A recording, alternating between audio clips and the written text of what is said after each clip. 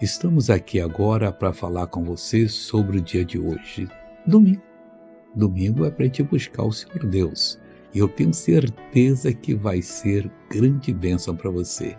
Esse mês que o verão está indo embora, está entrando o outono, clima mais ameno, mas chegar na casa de Deus com muito calor ou com muito frio é a mesma coisa. Devemos chegar com fome de encontrar Deus, com sede e dizer: Deus, a mim não importa o que faz lá fora, o que importa é o que vai acontecer aqui dentro do meu coração.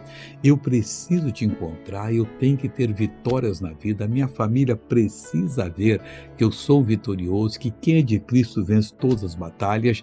Aí você vai falando coisas assim, parecidas com essa, até que você sente o poder.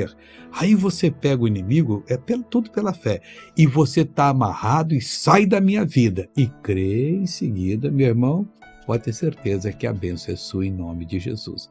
Veja essa pessoa abençoada. Meus ouvidos eram meio surdo. Era esse direito? É. Há quanto tempo? Há muitos anos. Quantos, mais ou menos? 5, 6 anos. Se tapasse isso aqui, como é que o senhor ouvia? Bem pouquinho. Então tapa bem aí. Olha lá. Qual é o seu nome? Francisco Domingo. Sou desvoceado. 6.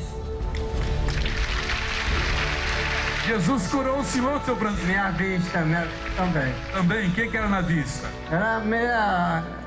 assim, meia... A esquerda. A esquerda. Toda. Antes da oração, o senhor olhava para o povo, o que o senhor via? Eu vi assim, meio pardo assim. Mas não via o que eles estavam fazendo, não? Não, eu li ali lá, olha, a letra ficava Tudo embaçado. passada. Então olha lá para o povo agora. É lá no fim. O que eles estão fazendo? Olha, tá balançando a mão. Ah, Jesus curou!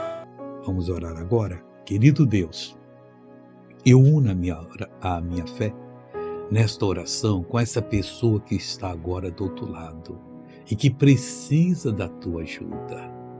Pai, o que o Senhor fala nós devemos ouvir 2 vezes, se necessário 3, 10, sei lá, mas fazer o que o Senhor está falando, porque é aí que nós provamos que te amamos e somos amados por ti.